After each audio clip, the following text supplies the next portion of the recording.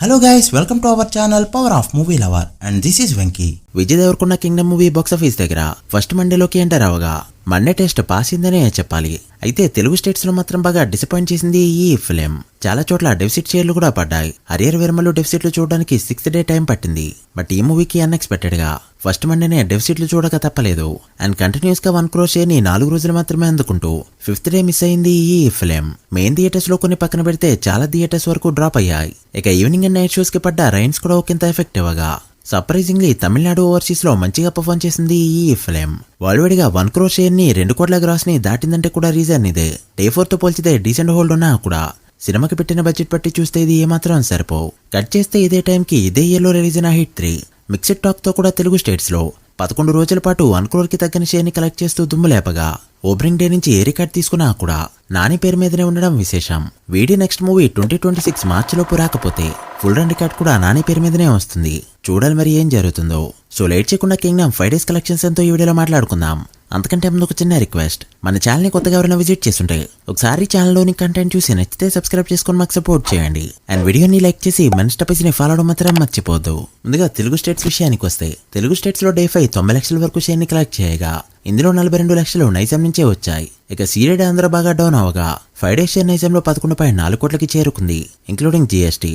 ఇక్కడ బిజినెస్ 15 కోట్ల రేంజ్ లో ఉండడంతో 3.6 కోట్ల షేర్ కలెక్ట్ చేస్తే ఇక్కడ సేఫ్ అవుతుంది. జీఎస్టీ లేకుండా చూస్తే ఇక్కడ ఖచ్చితంగా లాసెస్ అయితే మిగిల్చాలనే కనిపిస్తుంది ఈ ఫిలిం. ఇక సీరియడ్ విషయానికి వస్తే నిన్న కేవలం 10 లక్షలు మాత్రమే కలెక్ట్ చేయడంతో 5 days షేర్ 4 కోట్ల 9 లక్షలకి చేరుకోగా సీరియడ్ బిజినెస్ 6 కోట్లు కావడంతో మరో 2 కోట్లు కలెక్ట్ చేస్తే ఇక్కడ బ్రేక్ ఈవెన్ గా చెప్పొచ్చు. సీరియడ్ లో టైర్ 2 ఏరియాల సినిమాలు మిక్స్డ్ టాక్ వచ్చిందంటే బ్రేక్ ఈవెన్ అవడం చాలా కష్టంగా మారిపోయాయి. ఇక ఉత్తరాంధ్రలో 18 లక్షలు మాత్రమే కలెక్ట్ చేస్తూ పర్వాలేదనిపించగా 5 days షేర్ 3.18 కోట్లకి చేరుకుంది. సో ఇక్కడ కూడా ఫుల్ రన్ లో లాసెస్ అయితే తప్పవు.